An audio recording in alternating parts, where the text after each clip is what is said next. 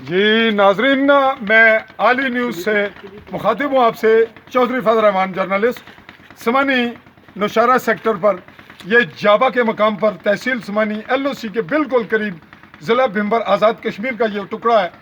یہ آزاد کشمیر سے میری مراد زیر قبضہ پاکستان، زیر کنٹرول پاکستان کا وہ علاقہ جہاں کا انفراسٹرکچر آپ ملاحظہ کر رہے ہیں۔ یہ روڈ یہ سمانی کی جانب سے آ رہا ہے اور لگ بھگ 1 کلومیٹر سے تھوڑا سا زیادہ ہوگا فاصلہ، یہ سرائے سعد آباد اور بنڈالہ کی جانب جا رہا ہے۔ رچ پہاڑی کے بالکل ساتھ ساتھ یہ گزرتا ہے نیچے، اور بالکل الگ تھلگ سے کیفیت ہے اس روڈ کی۔ کیفیت یہ ہے، یہ جو آپ سائڈ پہ دیکھ رہے ہیں، یہ لوگ اس جہاں جب یہ نہر بنی ہوئی ہوتی ہے بارش میں، تو نہری پوزیشن میں روڈ نہر بن جاتی ہے، تب لوگ اس کھیت میں سے گزرتے ہیں، ان شریف لوگوں کی فصلات تباہ کرتے ہیں، لیکن بے بسی ہے۔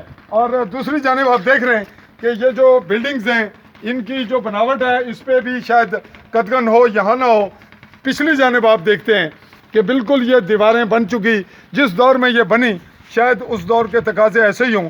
کیمرہ مین کو میں دوبارہ لاؤں گا اس کیچڑ کی جانب، اس سیلابی روڈ کی جانب، جہاں آج 22 فروری 2020 جبکہ سورج نکلا ہوا ہے، دھوپ عام ہے، اور ان حالات میں ہلکی سی بارش سے یہ گندگی کی کیفیت ہے اور یہ برقرار رہ رہی ہے طویل عرصے سے۔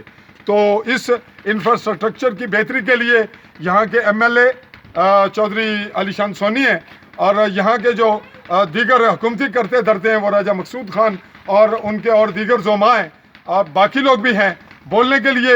عموماً یہاں جتنے بھی معاملات ہوتے ہیں وہ صحافی کو ہی ادا کرنے پڑتے ہیں، اور صحافی کا رول شاید یہی ہے کہ وہ لوگوں کو ناراض کرے، لوگوں کی کرپشن چھپائے، اور اگر سامنے لائے تو ظاہر سی بات ہے وہ مشکلات کا سامنا کرے گا۔ تو آپ بیٹا کتنی میں پڑھتے ہیں؟ فرسٹ ایئر میں کہاں رہتے ہیں؟ بنڈالہ سے۔ تو یہاں سے آپ گزرے ہیں، یہ کب سے یہ کیفیت ہے؟ کتنے عرصہ ہو گیا؟ 3-4-5 سال آپ کے نزدیک ہو گئے۔ بنڈالہ فرسٹ ایئر کے اسٹوڈنٹ ہیں جی، آپ یہ بزرگ ہیں، آپ یہ بتائیں گے یہ روڈ کی کیفیت کب سے یہ ہے؟ کہ کیمرے کی طرف دیکھ کے بتائیے گا کب سے؟ 6-7 سال سے یہی کیفیت ہے۔ جو 6-7 سال سے 2 الیکشن بھی ہو چکے، اور اس کے بعد ایک نیا الیکشن آیا چاہتا ہے۔ آپ کیا کہیں گے؟ آپ یہاں دکان کرتے ہیں، کیا کہتے ہیں کب سے ہے یہ روڈ؟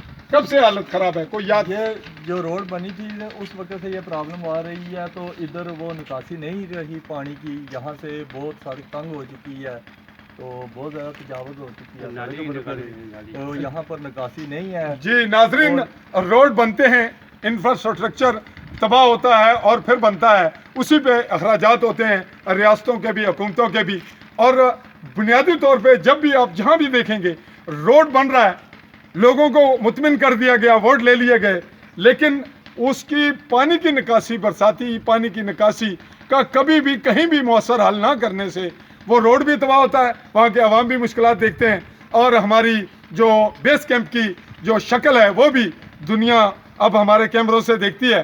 تو ہم نے کشمیر آزاد کرانا ہے، لیکن جن لوگوں نے آزاد کرانا ہے وہ انہی حالات میں رہیں گے، اور ان کی سوچ، ان کا جو ڈیولپمنٹ ہے، مینٹلی ڈیولپمنٹ، پولیٹیکل ڈیولپمنٹ، وہ کیسی ہوگی، یہ آپ ناظرین اوورسیز کشمیریوں نے اور باقی لوگوں نے جو اعلیٰ حکام ہیں انہوں نے غور کرنا ہے اور اس پہ فیصلہ کرنا ہے۔ میں آپ سے اجازت چاہوں گا، اللہ حافظ۔